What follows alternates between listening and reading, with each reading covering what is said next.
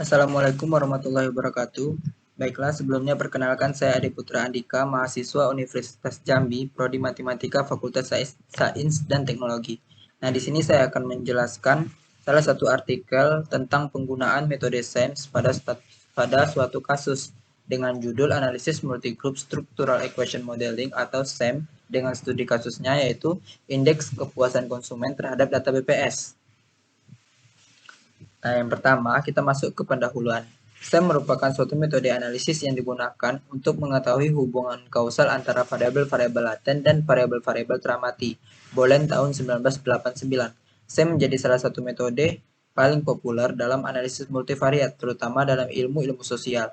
Dari segi metodologi, SEM memainkan berbagai peran, diantaranya adalah sebagai sistem persamaan simultan, analisis kausal linear, analisis lintasan atau path analysis, Analysis of Covariance Structure, dan model persamaan struktural, Wijayanto tahun 2008. Nah, pada awalnya, SEM ini berkembang untuk pengujian pada satu populasi atau satu kelompok. Dalam model SEM, untuk satu kelompok, kondisi diperuntukkan hanya untuk melihat hubungan antara variabel laten eksogen dan endogen pada cakupan kelompok yang sama. Pada SEM satu kelompok, uji kecocokan model hanya dilakukan pada satu kelompok saja. Dalam kondisi atau situasi tertentu, ditemui adanya beberapa sampel yang muncul dari satu atau beberapa populasi. Termotivasi oleh masalah praktis ini, maka Joris Cook tahun 1971 kemudian mengembangkan pendekatan kemungkinan maksimum untuk SEM dengan beberapa grup atau multigroup. Yuan dan Bentler tahun 2000. Setelah itu, beberapa ilmuwan kemudian mengembangkan analisis multigroup SEM dengan berbagai pendekatan dan kondisi data, seperti yang dilakukan oleh Serbohm tahun 1974, yaitu mempelajari perbedaan faktor rata-rata dari seluruh kelompok. Karena data praktis mungkin tidak normal, Bentler, Lee, dan Wing tahun 1987 dan Muten tahun 1989 mengusulkan pendekatan kuadrat terkecil umum untuk mengestimasi parameter dan menguji model untuk model struktural multigroup. Satora tahun 2000 dan Satora serta Bentler tahun 1999 mengusulkan tes skala dalam analisis multisample struktur momen. Berbeda dengan SEM satu kelompok, kecocokan model pada SEM multigroup dilakukan dengan mendefinisikan model sebanyak kelompok yang diuji. Nah, kemudian kita masuk ke tinjauan pustaka. Yang pertama yaitu tentang model SEM itu sendiri atau Structural Equation Modeling, di mana SEM merupakan suatu teknik analisis multivariat yang memungkinkan untuk menguji hubungan antara variabel yang kompleks untuk memperoleh gambaran menyeluruh mengenai keseluruhan model. Magic dan Sumertajaya tahun 2011. Konstruk atau variabel laten dalam SEM adalah variabel yang tidak dapat diukur secara langsung dan memerlukan beberapa indikator untuk mengukurnya. Prosedur dalam SEM lebih menekankan pada penggunaan covariance dibandingkan dengan kasus-kasus. Berbeda dengan analisis statistik biasa, pada SEM yang diminimumkan adalah perbedaan antara covariance sampel dengan covariance yang diprediksi oleh model. Oleh karena itu, yang dimaksud residual dalam SEM adalah perbedaan antara covariance yang diprediksi dengan covariance yang diamati. SEM dapat menguji secara bersama-sama. Yang pertama itu model struktural yang menunjukkan hubungan antara konstruk atau variabel laten atau unobserved, eksogen, dan endogen. Kemudian yang kedua, model pengukuran yang menunjukkan hubungan atau nilai loading antara indikator dengan konstruk atau variabel laten. Kemudian kita masuk ke analisis multigroup SEM. Model multigroup SEM sering digunakan untuk mengevaluasi pengukuran invariance dalam penelitian ilmu sosial. Dalam multigroup SEM biasa digunakan adalah membandingkan kelompok dalam model Confirmatory Factor Analysis atau CFA. Permasalahan dalam membandingkan kelompok dalam CFA adalah apakah ada relasi-relasi antara faktor-faktor dan indikator-indikator yang berbeda antar populasi ataukah invarian. Hal tersebut merupakan masalah dalam fase pengukuran. Kemudian selanjutnya itu analisis struktur Mann. Di Mann struktur Mann, model struktur Mann digunakan untuk menguji perbedaan rata-rata kelompok dalam variabel-variabel terukur dan atau laten. Perbedaan rata-rata antar variabel-variabel terukur dalam SEM mirip dengan teknik analisis variance dan covariance. Akan tetapi perbedaan rata-rata variabel-variabel laten pada SEM adalah unik. Sebuah variabel laten tidak memiliki suatu skala yang intrinsik dan tidak nol atau origin, ataupun unit pengukurannya tidak terdefinisi. Wijayanto tahun 2008. Untuk suatu populasi tunggal, titik nol ditetapkan dengan asumsi bahwa semua variabel teramati diukur dalam deviasi dari rata-ratanya, dan rata-rata dari semua variabel laten adalah nol. Unit pengukur dari setiap variabel laten biasanya ditetapkan dengan asumsi yang pertama, yaitu standardized variable dengan varians ditetapkan sama dengan 1. Kemudian yang kedua, menetapkan sebuah muatan faktor yang tidak nol bagi sebuah variabel yang dipilih sebagai referensi. Birney tahun 1998 dan Schumacher serta Lomax tahun 1996 dalam Wijayanto tahun 2008 mengenalkan model multigroup di mana dalam model tersebut terdapat penambahan matriks baru seperti tampak di bawah ini dengan 3 persamaan. Persamaan yang pertama yaitu eta sama dengan alfa ditambah beta dikali eta ditambah gamma dikali C ditambah zeta. Kemudian persamaan yang kedua adalah Y sama dengan tau Y ditambah lambda Y dikali eta ditambah epsilon. Kemudian yang persamaan yang ketiga, X sama dengan tau X ditambah lambda X dikali C ditambah delta B, di mana alfa adalah vektor intercept konstanta dari persamaan struktural. Tau Y adalah vektor intercept konstanta dari persamaan pengukuran dari variabel Y. Kemudian, tau X adalah variabel intercept konstanta dari persamaan pengukuran dari variabel X. Dan K adalah nilai rata-rata dari variabel laten eksogen. Dengan asumsi yaitu zeta tidak berkorelasi dengan C, epsilonnya juga tidak berkorelasi dengan eta, kemudian delta tidak berkorelasi dengan C, ekspektasi zeta, ekspektasi epsilon, dan ekspektasi delta sama dengan 0, kemudian ekspektasi C sama dengan K, serta ekspektasi eta sama dengan I dikurang beta pangkat minus 1 dikali alfa ditambah gamma K. Nah, selanjutnya kita masuk ke metodologi. Yang pertama yaitu data. Sumber data yang digunakan dalam penelitian ini adalah data survei kebutuhan data atau SKD tahun 2013. Kuesioner yang digunakan dalam pengumpulan data SKD terbagi menjadi dua, yaitu kuesioner FKD 13P dan FKD 13D.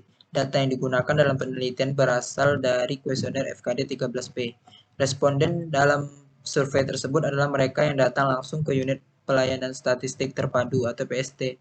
Dalam hal ini adalah unit perpustakaan dan layanan konsultasi statistik dengan tujuan untuk mencari data.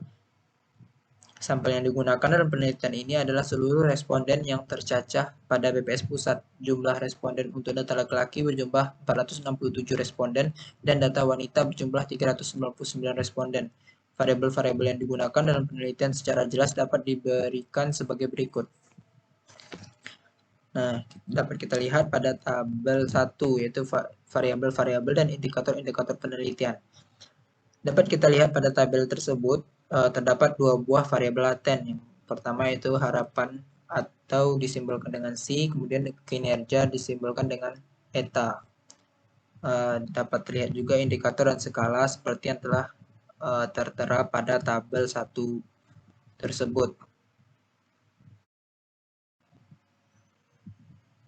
Baiklah, selanjutnya kita masuk ke tahapan penelitian, di mana prosedur yang dilakukan dalam analisis multigroup dengan pendekatan struktur MEAN adalah sebagai berikut. Yang pertama, yaitu estimasi model penelitian. Proses estimasi terhadap model penelitian dilakukan dengan menggunakan semua data dalam sampel. Dalam tahap ini diperoleh model penelitian dengan tingkat kecocokan terbaik. Kemudian yang kedua, pembagian sampel ke dalam kelompok-kelompok. Data dibagi ke dalam dua kelompok, yaitu kelompok laki-laki dan kelompok perempuan. Salah satu kelompok ditetapkan sebagai kelompok referensi dan kelompok lain diestimasi bebas. Dalam penelitian ini, kelompok laki-laki dijadikan sebagai kelompok referensi. Selanjutnya, pembentukan model dasar atau baseline model. Pembentukan model dasar untuk setiap kelompok yang diperoleh dengan melakukan estimasi model penelitian yang dihasilkan pada tahap sebelumnya menggunakan data input dari setiap kelompok. Selanjutnya, estimasi multigroup dengan metode strukturman. Dalam tahap ini, dilakukan estimasi model multigroup dengan rata-rata variabel laten.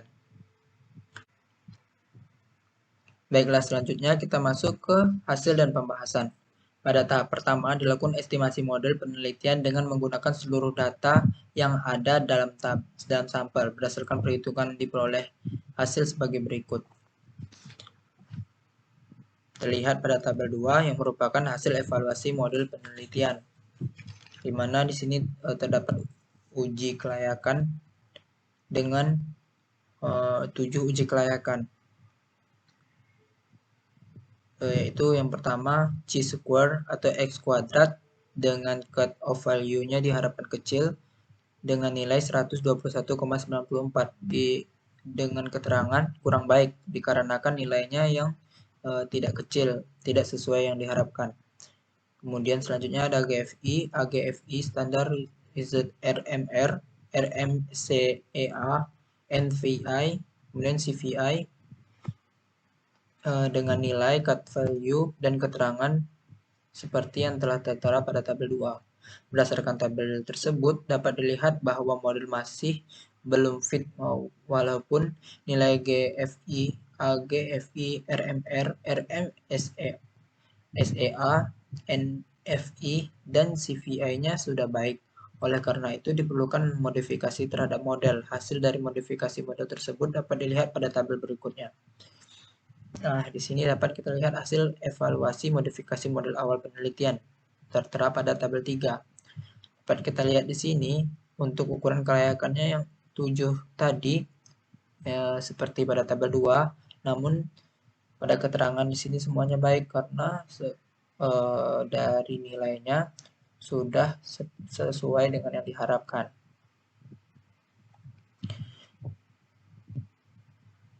Nah, tahap selanjutnya disampel dibagi menjadi 2 kelompok, yaitu kelompok laki-laki dan perempuan. Kemudian dibentuk model dasar dari masing-masing kelompok tersebut.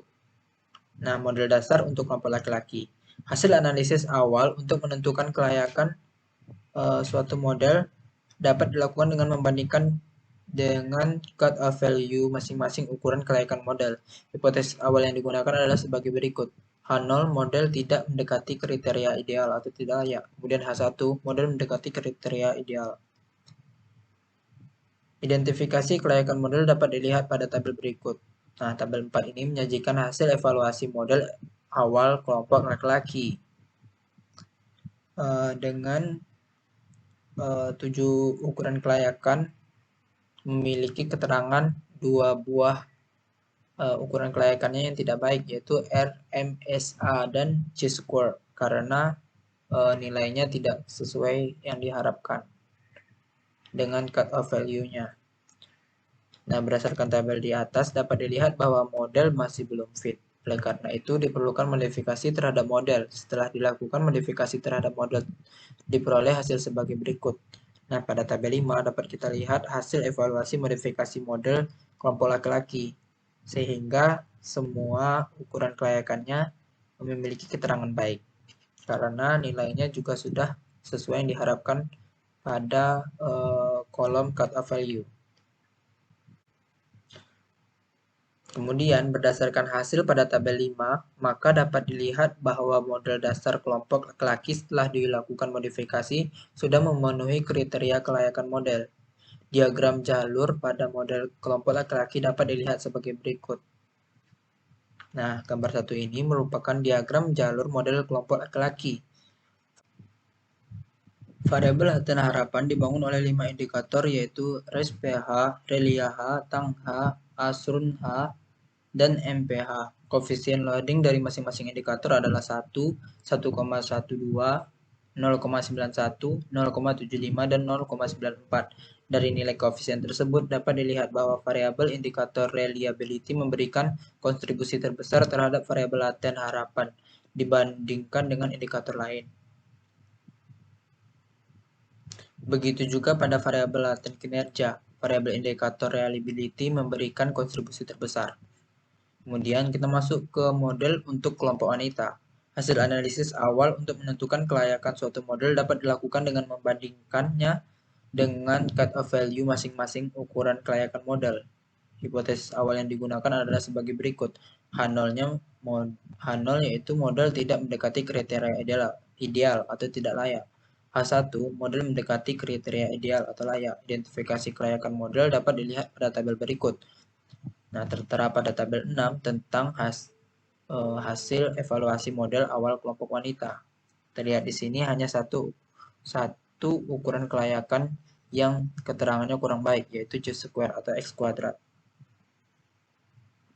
Nah, berdasarkan pada tabel 6 tersebut, dapat dilihat bahwa model masih belum fit, walaupun nilai GVI, AGVFI, RMR, RMSEA, NFI, dan CFI sudah baik.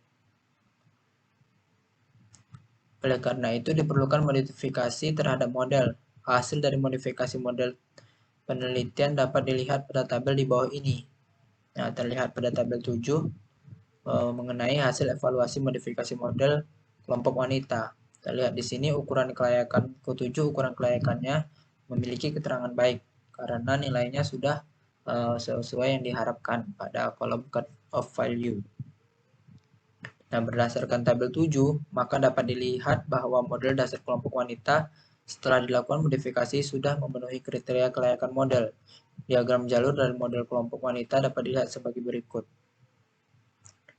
Nah, ini merupakan gambar 2 tentang diagram jalur model kelompok wanita. Sama halnya dengan model kelompok laki-laki, pada model kelompok wanita, variabel laten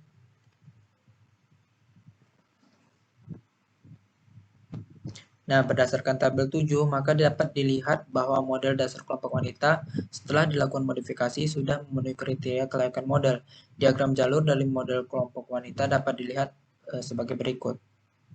Nah, dapat kita lihat di sini yang merupakan gambar 2 diagram jalur model kelompok wanita.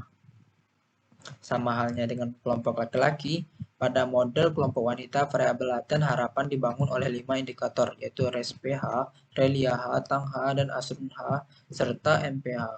Koefisien loading dari masing-masing indikator adalah 1, 1,28, 0,87, 0,79, dan 1,24. Dari nilai koefisien tersebut dapat dilihat bahwa variabel indikator reliability memberikan kontribusi terbesar terhadap variabel laten harapan dibandingkan indikator yang lain. Begitu juga pada variabel laten kinerja. Variabel indikator reliability memberikan kontribusi terbesar. Setelah dilakukan identifikasi terhadap masing-masing kelompok, kemudian dilakukan pemodelan multigroup SEM dengan pendekatan struktur Mann. Hasil analisis multigroup SEM untuk menentukan kelayakan suatu model dapat dilakukan dengan membandingkan dengan cut-off value masing-masing ukuran kelayakan model. Hipotesis yang digunakan adalah sebagai berikut. H0 yaitu rata-rata variabel laten kelompok laki-laki sama dengan kelompok wanita. H1 yaitu rata-rata variabel laten kelompok laki-laki tidak sama dengan kelompok wanita. Kemudian identifikasi kelayakan model dapat dilihat pada tabel 8 berikut. Nah, tabel 8 itu menyajikan hasil evaluasi model multigroup SEM. Terlihat di sini dari 6 ukuran kelayakan terdapat 3 diantaranya yang memiliki keterangan kurang baik, yaitu ada C-square atau X kuadrat, kemudian standardized RMR, serta RMSEA, karena nilainya tidak sesuai yang diharapkan pada kolom cut-off value. Berdasarkan tabel tersebut, dapat dilihat bahwa model masih belum fit, walaupun nilai GFI, NFI, dan CFI sudah baik. Oleh karena itu, diperlukan modifikasi terhadap model. Hasil dari modifikasi model penelitian dapat dilihat pada tabel di bawah ini. Terlihat di sini pada tabel 9 menyajikan hasil evaluasi modifikasi model multigroup SEM. Nah, dapat kita lihat pada tabel 9 semua ukuran kelayakannya memiliki keterangan yang baik. Nah, berdasarkan tabel tersebut, maka dapat dilihat bahwa model multigroup setelah dilakukan modifikasi sudah memenuhi kriteria kelayakan model. Untuk melihat perbedaan rata-rata variabel laten dapat dilihat pada output di bawah ini. Nah, tabel 10 ini menyajikan hasil pengujian variabel laten dengan dua variabel laten yaitu harapan dan kinerja. Dengan signifikansinya kinerja itu signifikan dan harapan tidak signifikan. Hasil output di atas menunjukkan bahwa terdapat perbedaan rata-rata variabel laten kinerja di antara kelompok laki-laki dan kelompok wanita. Hal tersebut dapat dilihat dari nilai T dari kinerja, yaitu minus 1,80. Sedangkan untuk variabel laten harapan terlihat bahwa rata-ratanya tidak signifikan. Rata-rata variabel kinerja bernilai negatif, yaitu 0,06 yaitu minus 0,06. Hal tersebut berarti bahwa rata-rata kinerja pada kelompok wanita lebih rendah dibandingkan dengan kelompok laki-laki. Baiklah, selanjutnya masuk ke kesimpulan. Penelitian analisis multigroup SEM dilakukan dengan membandingkan dua kelompok data yang sering bebas, yaitu kelompok laki-laki dan kelompok wanita. Dari mean faktor yang diperoleh, maka dapat disimpulkan bahwa intercept invariance antar kelompok. Hal ini menunjukkan bahwa terdapat perbedaan rata-rata antara kelompok laki-laki dan kelompok wanita pada variabel kinerja, di mana rata-rata variabel kinerja pada kelompok wanita lebih rendah dibandingkan dengan kelompok laki-laki. Sekian yang dapat saya sampaikan. Jika terdapat kesalahan dan kekurangan, saya mohon dimaafkan. Assalamualaikum warahmatullahi wabarakatuh.